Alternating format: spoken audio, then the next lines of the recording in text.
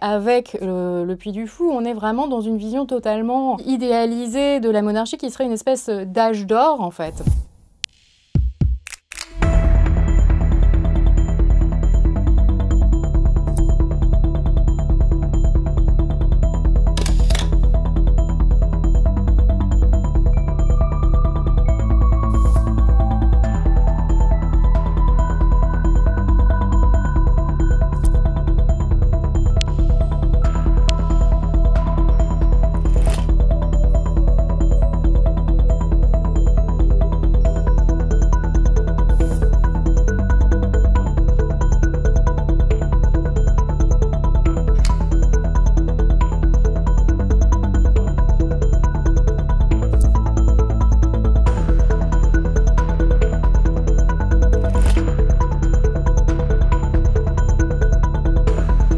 Quelque chose qu'on a évacué, qui est totalement évacué par l'histoire du Puy du Fou, qui essaye en fait de mettre en valeur les puissants, de faire compatir sur les puissants. Il n'y a que eux qui auraient le droit de faire l'histoire et ils prennent toujours les bonnes décisions en fait. Et c'est en montrant cette continuité depuis l'Empire romain jusqu'à la fin du XVIIIe siècle, ça montre que toujours les puissants auraient été du côté du peuple et auraient voulu leur bien. Et donc ça justifie aujourd'hui qu'on continue ce système-là en fait.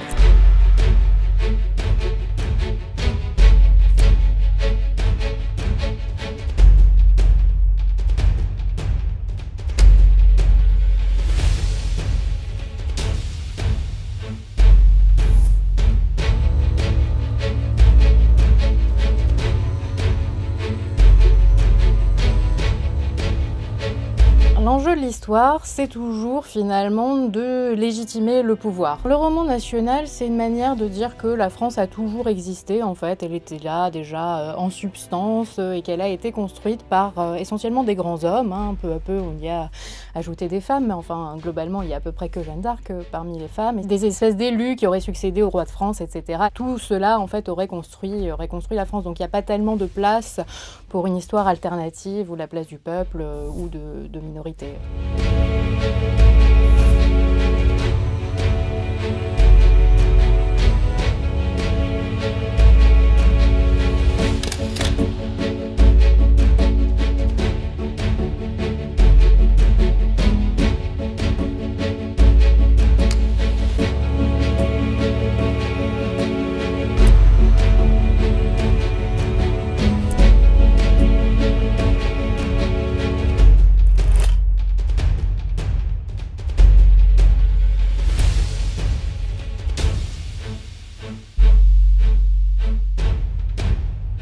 Alors 93, c'est quoi pour nous?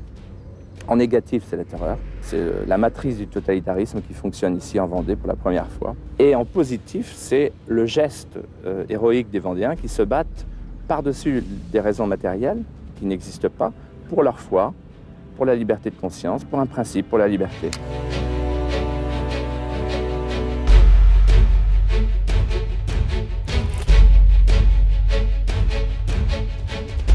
C'est un peu un contre-roman national, le fait de dépeindre une image extrêmement noire de la Révolution qui n'aurait apporté que des violences. Le Puy du Fou s'inscrit dans cette continuité-là.